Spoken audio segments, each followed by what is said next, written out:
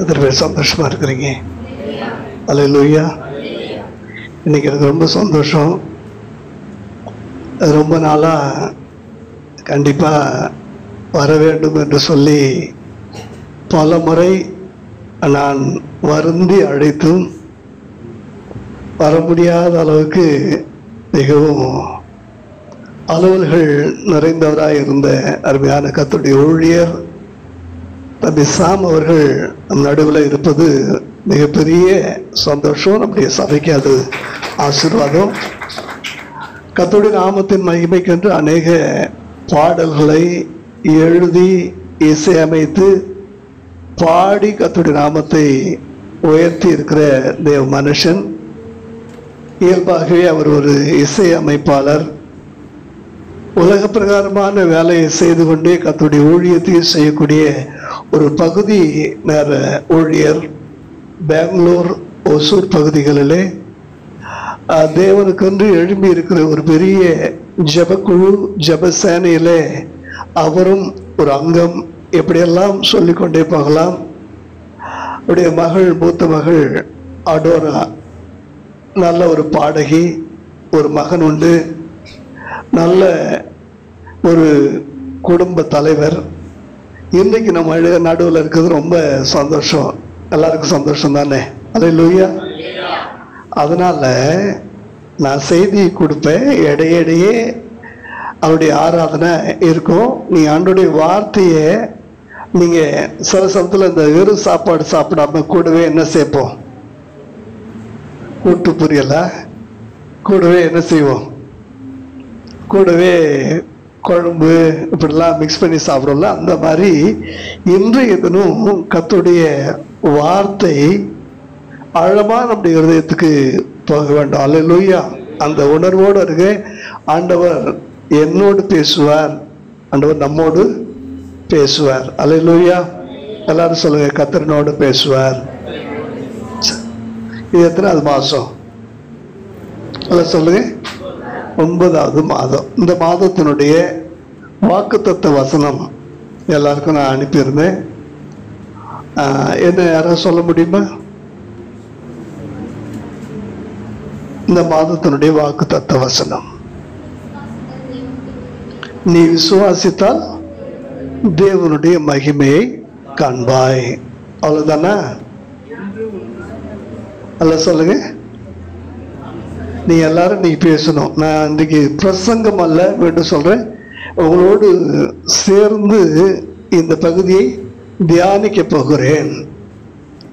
எப்பொழுதுமே ஒரு வசனத்தை எடுத்துட்டா இந்த பொதுவெளியில் இந்த யூடியூபர்ஸ்லாம் இருக்கிறாங்க பார்த்தீங்களா, முன்ன பேசுனதையும் பின்னாடி பேசுனதையும் கட் பண்ணி வேறு மாதிரி அணைச்சி என்ன செய்வாங்க, டக்குன்னு கொண்டு வருவாங்களா. அந்த மாதிரி தான் வசனத்தையும் வேண்டிய பகுதி மட்டும் நம்ம என்ன செய்கிறோம், கட் பண்ணிக்கிறோம். இந்த பகுதியில் எது வேண்டிய பகுதி சொல்லுங்க? விசுவாசித்தால் தேவனுடைய, இது மட்டும்தான் யாருக்கு வேணும்? நமக்கு வேண்டும். விசுவாசத்துக்கு தடை என்ன? தேவனுடைய மகிமையை காண முடியாததற்கு காரணம் என்ன என்று இப்படிப்பட்டதான நிதர்சனமான சில ஆவிக்குரிய உண்மைகளை பார்க்க முடியாதபடி பிசாசு நம்முடைய கண்களுக்கு இந்த மேல் பகுதி மட்டும் பிரகாசமா தருவான். கீழ்ப்பகுதி தெரியவே தெரியாது. அல்ல புரிஞ்சுங்க. நான் ஏற்கனவே சொன்னேன், இயேசுவை பேதுரு சந்தித்த பொழுது மேல் சட்டை மாத்திரம் அவனுக்கு இருந்துச்சான். என்ன இருந்துச்சான்? படிச்சிருக்கிறீங்களா? யோவான் 21வது அதிகாரத்தில் அவன் இயேசுவை சந்திச்சப்ப என்ன சட்டை மட்டும் வச்சு, அப்புறம் தான் தெரியுது என்ன சட்டை இல்லை. இப்ப மேல் சட்டையை கட்டி எங்க கட்டிட்டாரு? கீழே கட்டிட்டாரு. அந்த மாதிரி பல சமயத்துல வசனத்துல நமக்கு மேல் சட்டையை மட்டும் போட்டுட்டு நீங்க போற மாதிரி இருக்கிறீங்க. இன்னைக்கு மேல் சட்டையும் போட போறோம், நல்லா சொல்லுங்க, கீழ் சட்டையும் போட போறோம். புறப்பட்டு போகும்போது தேவனுடைய வார்த்தையின் வெளிச்சத்தில் நம்ம என்ன செய்ய போறோம், போக போறோம். இப்ப அந்த பகுதி எல்லாரும் எடுத்துக்கொள்ளுங்க. யோவான் 11வது அதிகாரம் 40வது வசனத்துல கீழ்ப்பகுதி வாசிங்க. காண்பாய் என்று நான் உனக்கு சொல்லவில்லையா?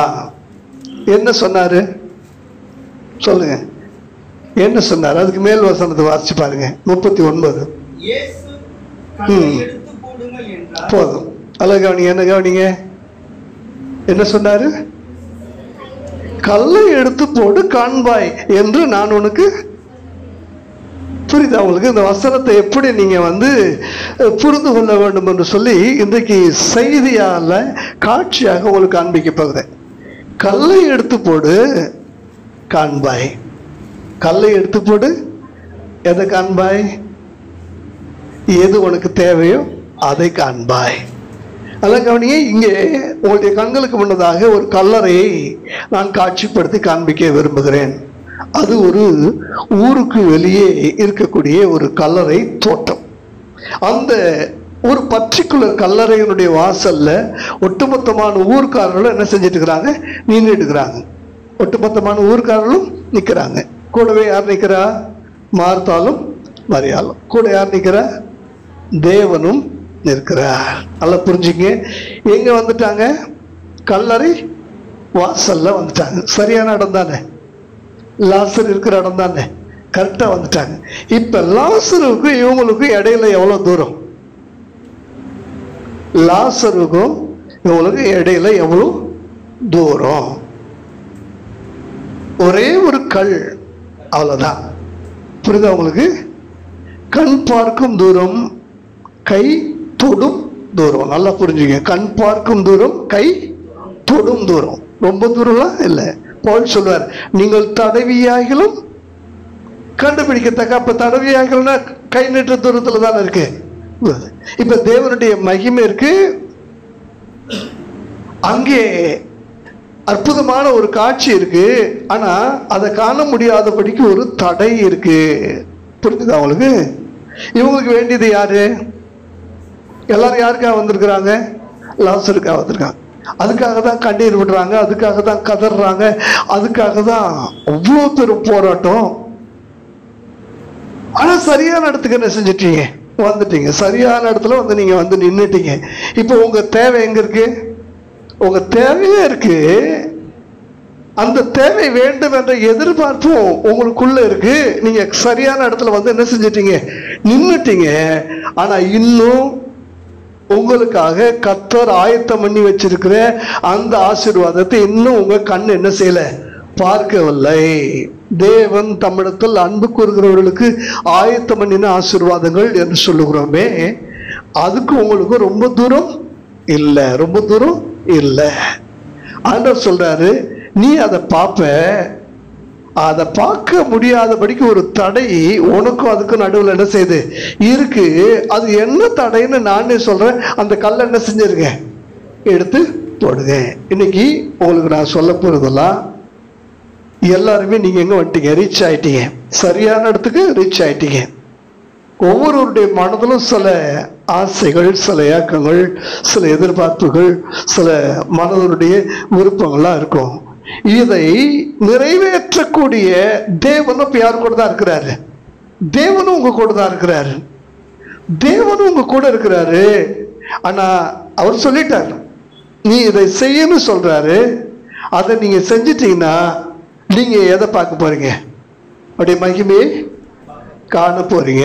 அப்படியே மகிமையை காண போறீங்க. இல்லைன்னா உங்களுக்கு எது வேணும்னு சொல்லி நினைக்கிறீங்களோ அதை நீங்க காண போறீங்க.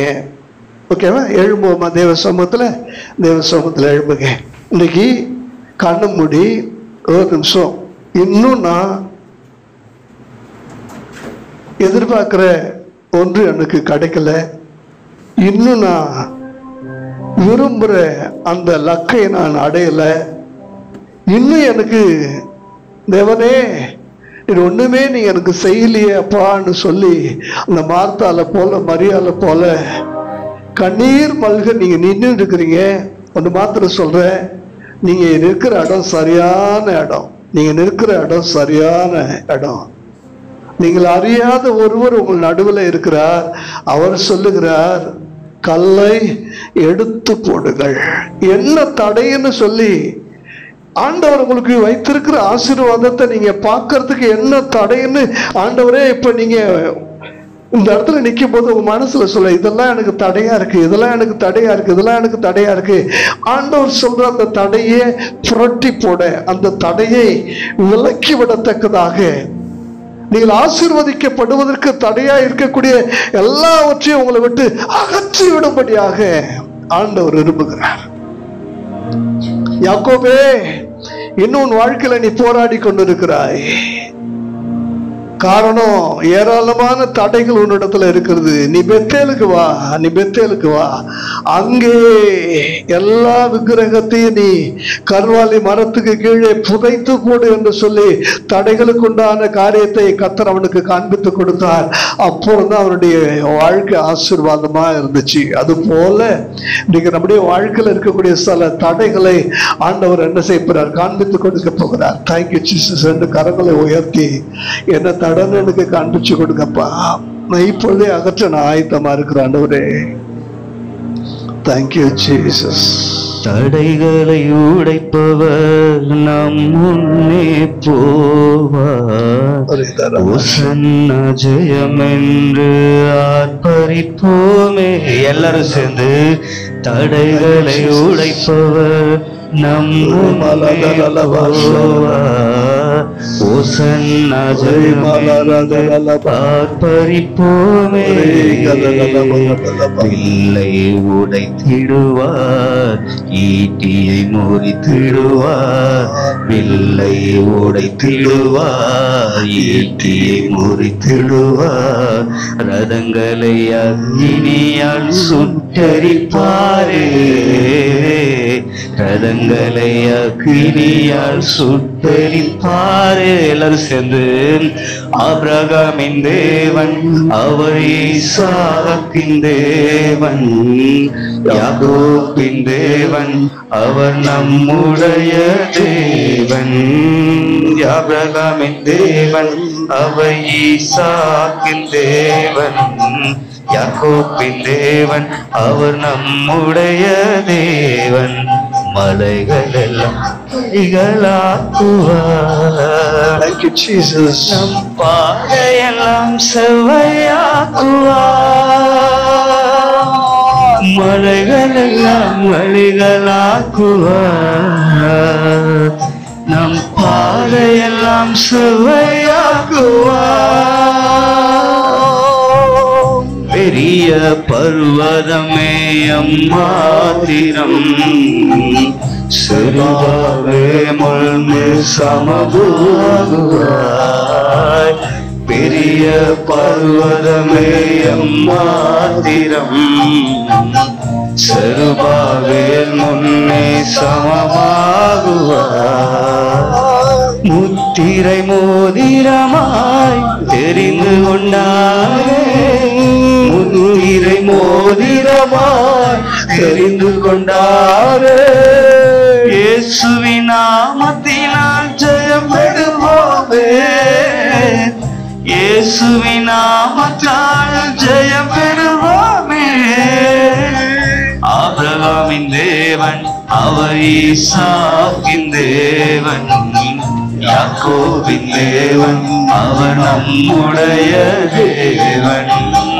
ஆபிரகாமின் தேவன் அவர் ஈசாக்கின் தேவன், யாக்கோபின் தேவன் அவர் நம்முடைய தேவன். ஆராதிப்போமே அவரை முழு மனதாய்.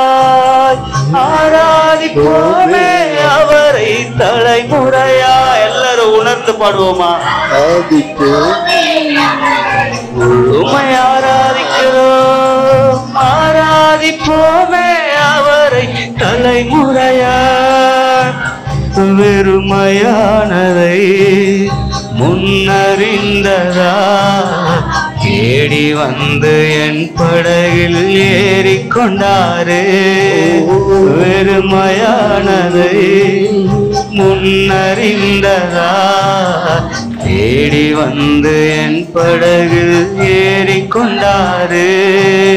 இரவு முழுவதும் பிரயாசப்பட்டும் நிரம்பாத என் படகை நிரப்பிவிட்டாரே. இரவு முழுவதும் பிரயாசப்பட்டும் நிரம்பாத என் படகை நிரப்பிவிட்டாரே. ஆராதிப்போமே அவரை முழுவதாய் ஆராதிப்போமே அவரை தலைமுறையாய் ஆராதிப்போமே அவரை முழுவதாய் ஆராதிப்போமே அவரை தலைமுறையாய் ஆபிரகாமின் தேவன் அவர் ஈசாக்கின் தேவன் யாக்கோபின் தேவன் அவர் நம்முடைய தேவன் ஆபிரகாமின் தேவன் அவர் ஈசாக்கின் தேவன் யாக்கோபின் தேவன் அவர் நம்முடைய அதனால ஆராதிப்போமே அவரை முழுமனதாய் ஆராதிப்போமே அவரை தலைமுறையாய் ஆராதிப்போமே அவரை முழுமனதாய் ஆராதிப்போமே அவரை தலைமுறையாய் என் விசுவாச கப்பல் சேதமாகாமல் இதுவரை காத்து கொண்டீரே என்னை வழி நடத்தினீரே என் விசுவாச கப்பல் சேதமாகாமல் இதுவரை காத்து கொண்டீரே என்னை வழி நடத்தினீரே என் தேவமேசு கூட இருப்பதா நீர் காட்டிய துறைமுகத்தில் சேர்ந்திடுவீரே என் தேவன் என்னோடு இல்லை என்றால் மூழ்கி நான் போயிருப்பேன் உம் சமூகம் என்னோடு இல்லை என்றால் திசை மாறி போயிருப்பேன் நீர் போதுமே என் வாழ்விலே நீர் வேண்டுமே என் வாழ்விலே சேர்ந்து சொல்லுவோமா நீர் போதுமே என் வாழ்விலே நீர் போதுமே என் வாழ்விலே நீரே நிரந்தரமே ஐயா நீரே நிரந்தரமே ஆராதனை ஆராதனை ஆராதனை ஆராதனை ஆராதனை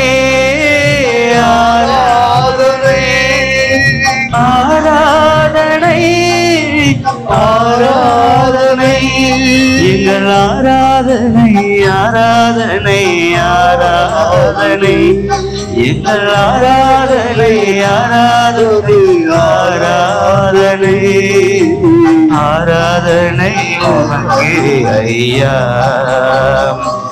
எங்கள் ஆராதனை உமக்கே ஐயா எங்கள் ஆராதனை உமக்கே ஐயா எங்கள் ஆராதனை உமக்கே ஐயா நம்ம அமருவோமா என்னுடைய சமூகத்துல தேங்க்யூ ஜீசஸ்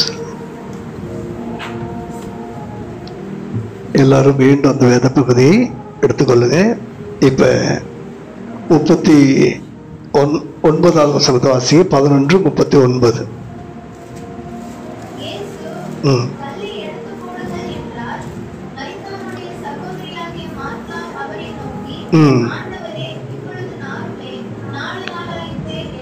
போதும். அடுத்தது 41 வாசிங்க.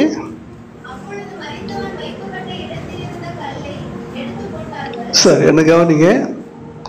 ஆண்டவர் எப்பொழுது சொன்னார், இவர்கள் எப்பொழுது செய்தார்கள்? வாசிக்கப்பட்ட வசனத்திலிருந்து நான் உங்கள்கிட்ட கேட்கிறேன்.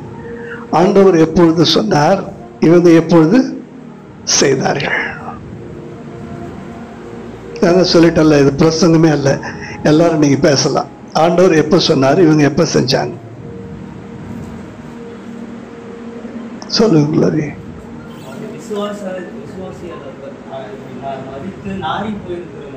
ஆண்டவர் சொன்னாரு, ஆண்டவர் சொன்னதை கேட்டு செய்ய விடாம அங்க ஒரு விசுவாசி பேசுது, விசுவாசி பேசல, ஒரு அவிசுவாசி பேசுது. உதாரணத்துக்கு கதவை சாத்துங்கன்னு நான் சொல்றேன்னு வச்சுக்கலேன். அவர் கதவு சாத்த போறப்ப பக்கத்துல உள்ள இன்னொருத்தர் சொல்றாரு, வேண்டாம் வேண்டாம் கதவு சாத்துற காத்து வராது அப்படின்றார். இப்ப நான் திரும்பவும் சொல்றேன், நான் உங்களுக்கு என்ன சொன்னேன். இந்த வார்த்தை ரெண்டாவது அழுத்தமா வந்த பிற்பாடு அவர் எதை சாத்துறாரு? கதவை சாத்துறாரு. புரியுதா உங்களுக்கு? இயேசு கேஷுவலா சொல்றாரு. என்ன சொல்றாரு? ஆழத்துல தள்ளி கொண்டு போய் வலையை போடுங்கள். என்ன செய்யணும்? வலையை, மீன் கிடைக்காது, இது பகல் நேரம், இது அப்படி, இது இப்படி, இந்த ஆழத்துலலாம் எதுவுமே பேதர் என்ன செய்யல, சொல்லவே இல்லை. ஒன்னேன்னு சொன்னா, உம்முடைய வார்த்தையின்படியே வலையை போடுகிறேன். அவர் சொன்னார்னா செஞ்சிருங்க. அவர் எப்பொழுது சொன்னாலும் அப்பொழுதே செய்யுங்க. இந்த இடத்துல அவர் எப்பொழுது சொன்னார், இவங்க எப்பொழுது செய்யறாங்க. அவர் சொன்ன பிற்பாடு கல்லை எடுக்க போனவனுங்க ரெண்டு பேரும் மார்த்தாளுடைய வார்த்தையை கேட்டுட்டு அப்படியே என்ன செஞ்சிட்டாங்க, அப்படியே நின்றுட்டாங்க. இப்பதான் 42வது வருஷம் 41வது வருஷத்தை வாசி பாருங்க. அப்பொழுது கல்லை எடுத்து போட்டார்கள். மேலதான் சொல்றாரு, நான் உனக்கு என்ன சொன்னேன், நான் சொன்னதை காதுல வாங்காம நீ வேற யாரோ ஒருவருடைய சத்தத்தை காதல் என்ன செய்யற வாங்க. நல்லா கவனிங்க. கல்லை எடுத்து போடுங்கன்னு ஒருவேளை ஒரு 4 பேர்கிட்ட சொல்லியிருக்காருன்னு வச்சுக்கலேன். இப்ப 4 பேருடைய காதுக்குள்ள யாருடைய வார்த்தை போயிருக்கணும்? கவனி, ஏசோட. அவங்க எடுத்து போடாததுக்கு காரணம் வேறு யாரோ ஒருவருடைய வார்த்தைக்கு சத்தத்துக்கு யார் காது என்ன செய்யறாங்க, கொடுக்குறாங்க. எப்ப நில்லுங்க, கல்லை எடுத்தா என்ன செய்யும்? நான் மாஸ்க் கூட கொண்டு வரல, மூக்கு மூடுறதுக்கு என்ன இல்லை, கையில கர்ச்சிப்பு கூட. யார் சொல்ற? மார்த்தா. இவங்க ரெண்டு அப்படி போன 4 பேர் என்ன செய்யறாங்க, அப்படியே நிக்கிறாங்க. யோசிச்சு பாருல, தேவன் உங்களுக்கு ஒண்ணு சொல்லிட்டா அதை செய்ய, அதை தடுக்க, அதை செய்ய விடாம அதை தடுக்கிறதுக்கு யார் வந்தாலும் எவ்வளவு முக்கியமானவங்க. லாசரோட கூட பிறந்தவளா இருக்கலாம், அக்காவா இருக்கலாம், தங்கச்சி, அதெல்லாம் பிரச்சனை கிடையாது. ஆண்டவர் சொல்லிட்டாருன்னா ஆண்டவர் சொன்னதுதான். புரியுதா உங்களுக்கு? அப்ப இடையில என்ன செய்யக்கூடாது, இடையில நிக்க கூடாது. தேவன் சொன்ன வார்த்தை நீங்க கவனிச்சு பாருல. மரியாதை அழகா சொல்லுவாங்க, அவர் உங்களுக்கு என்ன சொல்லுகிறாரோ அதன்படி செய்ய. 2 அதானே நம்ம சொல்லி பார்த்தாங்க. ஆண்டவர் சொல்லிட்டாரு, என் டைம் இன்னும் வரல, என் வேலை இன்னும் வரல அப்படின்னு அவனை புரிஞ்சுட்டாங்க. அப்ப அவரு எப்ப சொல்றாரோ, எப்படி செய்ய சொல்றாரோ, என்ன செய்ய சொல்றாரோ நீ அதை செய். அவ்வளவுதான். நம்ம வேலை முடிஞ்சிச்சுல. இப்ப எல்லாம் ரெடியா இருக்கிறாங்க. அவர் என்ன சொல்லுவார்னு காத்துட்டே இருக்கிறாங்க. தானா போய் யாரும் அவர்கிட்ட என்ன செய்யல, கேட்கல. திடீர்னு கூப்பிடுறாரு, வா இந்த கச்சாடிகளை என்ன செய், தண்ணீரா. அவ்வளவுதான் சொன்னார், வேற ஒண்ணுமே. அவங்க எதையுமே கேட்கல, தண்ணீரால நிரப்பிட்டு அமைதியா இருக்கிறாங்க. அடுத்து என்ன சொல்லுவாரு, இப்ப கொண்டுட்டு போய் கொடு. ஐயோ, பச்சை தண்ணி எப்படி கொண்டு போய் கொடுக்குறது, எதாவது கேட்டாங்களா? அவர் சொன்னார்னா சொன்னதை செய்யும் போது தண்ணியா தான் இருக்கும். ஆனா விளங்கும் போது உனக்கு வேண்டிய எல்லா ஆசீர்வாதங்களும் அதிலே இருக்கும். அல்லேலூயா. அப்ப சொன்னபடியே செஞ்சா உங்க கண்ணுக்கு தண்ணியா தெரியறது கூட சில சூழ்நிலையில அது திராட்சரசமாக மாறி உங்க மானத்தை காப்பாற்றும், உங்களுடைய மரியாதையை காப்பாற்றும், உங்களுடைய தரத்தை, உங்களுடைய தன்மானத்தை அது என்ன செய்யும், நிச்சயமா காப்பாற்றாத சொல்லுங்க. அல்லேலூயா. சரி, இப்ப கவனிங்க. இந்த இடத்துல கல்லை என்ன செஞ்சிட்டாங்க, புரட்டி போட்டுட்டாங்க. அடுத்து என்னாச்சு வாசிப்பாருங்க. அடுத்தது 44வது வசனத்தை வாசிங்க.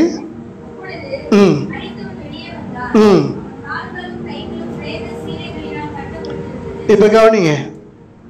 ஏற்கனவே நான் உங்களுக்கு சொன்னேன், நீங்களே எங்க வந்துட்டீங்க, சரியான இடத்துக்கு வந்து நின்றுட்டீங்க. உங்களுக்கு என்ன வேணும்? சரீர சுகமா இருக்கலாம், பொருளாதார ஆசீர்வாதமா இருக்கலாம், ஒருவேளை மனதனுடைய நிம்மதியா இருக்கலாம், ஒருவேளை கடந்த கால இழப்பினுடைய வலியா இருக்கலாம், என்னவா வேணாலும் இருக்கலாம். ஆனா இப்ப சரியான பர்டிகுலர் பகுதிக்கு வந்துட்டீங்க. இப்ப இடையில இருக்கிற கல்லை புரட்டி என்ன செஞ்சிருங்க, போடுங்க. உங்களுக்கு இருதயத்துல சில தடைகள் இருக்கும், அந்த தடைகளை அப்படி புரட்டி நீங்க போட்ட பிற்பாடு இப்ப என்ன ஆச்சு பாருங்க. அந்த வசனம் 44. இப்ப உங்களுக்கு என்ன தேவையோ அது என்ன செஞ்சிச்சு? யாருக்காக தான் அழுதீங்க? யாருக்காக அழுதீங்க? பணத்துக்காக, பொருளுக்காக, வேலைக்காக, தேவைக்காக, சுகத்துக்காக, எதுக்காக நீங்க அழுதீங்களோ இப்ப அது எங்க வந்துருச்சு? வெளியில வந்துருச்சு. பல சமயத்துல வெளியில வந்தாலும் அதை உங்களால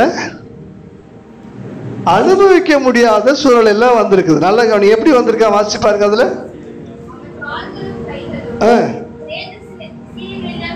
நல்லா கவனிச்சு பாருங்க. உங்களுக்கான ஆசீர்வாதம் வந்துருச்சு. இப்ப ஆசீர்வாதம் கட்டவிழ்க்கப்படாம வந்திருக்கு. எப்படி வந்திருக்குது? கட்டி வந்திருக்குது. அல்லேலூயா. இப்ப சாப்பாடு தட்டுல போட்ட பிற்பாடு சோம்பேறி சொல்லுவானா, ஐயோ இதை எடுத்து எவ்வளவு தூரம் வாங்கி கொண்டு வரணுமான்னு சொல்லி அவன் என்ன செய்வானா? யோசிப்பானா? அதை பிசைஞ்சு ஐயோ ஏதாவது ஒரு வெரைட்டி ரைஸ் தான் அப்படியே ஸ்பூன்ல என்ன செஞ்சிடலாம், சாப்பிடலாம். இது வேற சாம்பார் ஊற்றி எல்லாம் பிசைஞ்சு இதெல்லாம் இந்த சோம்பேறி மாதிரி பல சமயத்துல ஆசீர்வாதம் நமக்கு கிடைச்ச பிற்பாடு கூட அதை அனுபவிப்பதற்கு உண்டான ஆயத்தங்களால் நம்மளால என்ன செய்ய முடியல, செய்ய முடியல. உதாரணத்துக்கு உங்களுக்கு ஒரு கிஃப்ட் வருது, மேல ராப்பரோட வருது.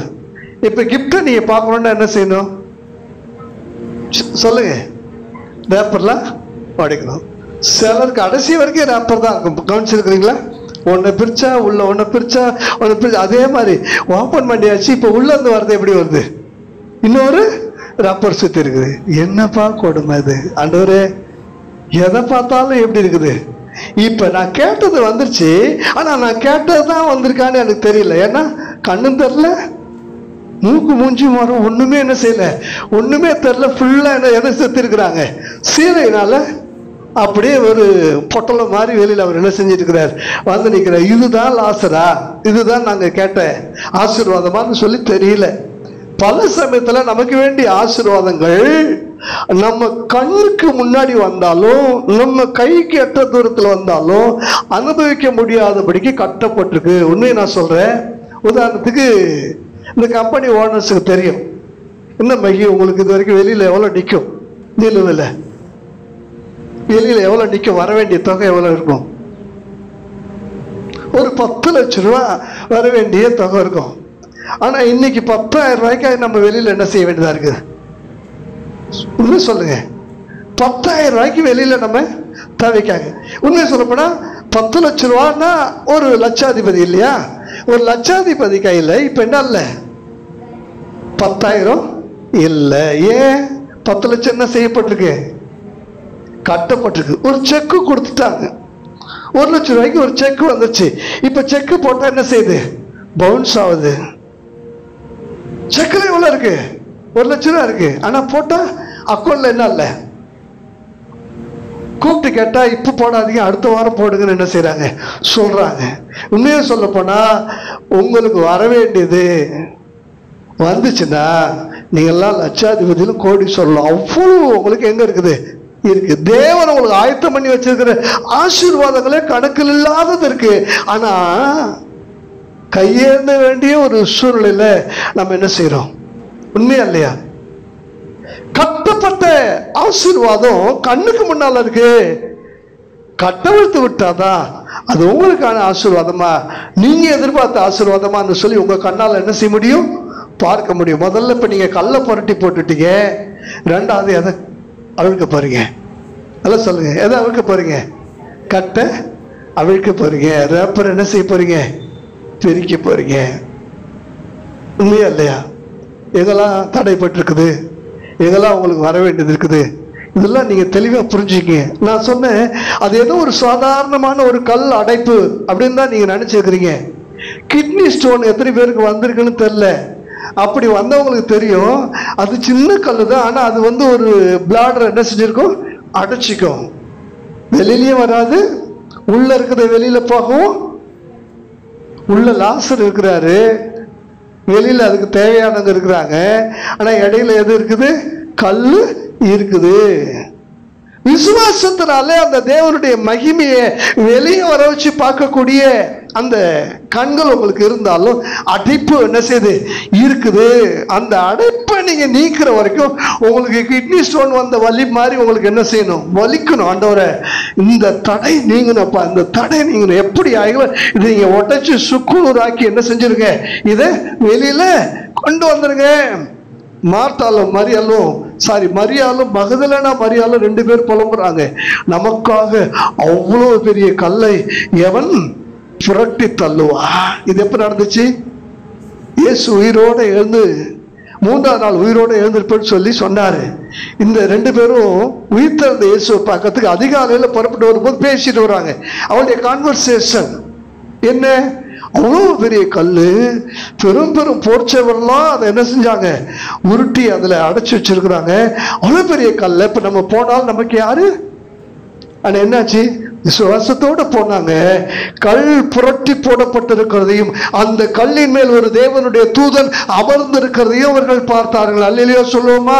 ஹல்லேலூயா. ஒருவேளை இந்த தடையை என்னால் அகற்ற முடியாத ஆண்டவரே என்று சொல்லி நீங்க சொல்லுவீங்கன்னா, தடைகளை அகற்றுவதற்கு, தடைகளை தகர்ப்பதற்கு ஆண்டவர் உங்களுக்கு முன்பாக போகிறவராக இங்கே வந்திருக்கிறார். அல்லேலூயா சொல்லுவோமா? அல்லேலூயா. கவனிச்சு பாருங்க. இன்னும் ஒரு அந்த அடைப்பை பத்தி சொல்றேன். இந்த இருதயத்தை துடிக்கிறதுக்காக இருதயத்துக்கு ரத்தம் பாய்ச்சக்கூடிய நரம்புகள் இருக்கு பார்த்தீங்களா? அது வழியா தான் அந்த ரத்த ஓட்டம் இருக்கும். அந்த ரத்த ஓட்டம் ஃப்ளோ ஆகக்கூடிய அந்த நரம்புகளுக்குள்ளே கொழுப்பு அடைச்சிக்குமா? கொழுப்பு அடைச்சிக்கும். அதுக்கு பேர் என்ன சொல்லுவாங்க தெரியுங்களா? பிளாக் இருக்குங்க. ஒரு பிளாக் இருக்கு, 2 பிளாக் இருக்கு, ரொம்ப ஸ்ட்ராங்கா இருக்குது. இப்படியே பிளாக் ஜாஸ்தி ஆச்சுன்னா எப்ப வேணாலும் உங்களுக்கு என்ன வரலாம்? நிறைய பேருடைய விசுவாசத்துக்கு நீங்க ஹார்ட் அட்டாக் அடிக்கடி வருது. ஹார்ட் அட்டாக் எப்படி வருது? அடிக்கடி வருது. அவ்வளவு பெரிய விசுவாசிகள் புலம்ப வேண்டிய சூழலில் அடிக்கடி நமக்கு என்ன வருது? போத ஆண்டவரே, இந்த வாழ்க்கையை நான் என்ன செஞ்சுக்கிறேன்? முடிச்சுக்கிறேன். விசுவாசத்துக்கு ஒரு இதயம் இருக்கு. அந்த இதயத்துக்கு உண்டான ரத்த ஓட்டம், கிறிஸ்துவனுடைய வார்த்தையை நீங்க கேட்டு அந்த வார்த்தையை செய்ய நீங்க ஓடும்போது அந்த ரத்தம் விசுவாசத்தினுடைய இதயத்தை என்ன செய்து? துடிக்க பண்ணுது. அவர் வார்த்தையை கேட்டு அதன்படி செய்யாதவங்க இதயம் இழந்த, புத்தி இல்லாத, செத்து போன மனிதர்களுக்கு எப்படி இருக்கிறாங்க? ஒப்பாக இருக்கிறார்கள். அல்லேலூயா. ஒரு காரியம் நீங்க செஞ்சுட்டீங்க, இப்ப தகர்த்துட்டீங்க. இப்ப 2வது என்ன செய்ய போறீங்க? கட்டுகளை அவிழ்க்க போறீங்க. நீங்க எதை கட்டினாலும் அது கட்டப்படும்ன்றாரு. நீங்க கட்டவிழ்த்தா அது கட்டவிழ்க்கப்படும் ஆண்டவர் சொல்றாரு. எழுப்போமா தேவ சபத்துல. இப்ப 2வது நம்ம என்ன செய்ய போறோம்? கட்டுகளை அவிழ்க்க போறோம். இந்த நாட்கள்ல நிறைய ட்ரெண்டிங்கான ஜபம்லாம் கட்டு உடைக்கிற ஜபங்க. கட்டு நீங்க உடைக்க வேணாம், நீங்க என்ன செய்ய? கட்ட அவிழ்த்துருங்க. இப்ப எல்லாம் நின்றுட்டு இருக்கும்போது அந்த வசனத்தை வாசிங்க. நீங்க எல்லாரும் நின்று கொண்டு இருக்கும்போது அந்த வசனத்தை வாசிங்க. 44வது வசனம்.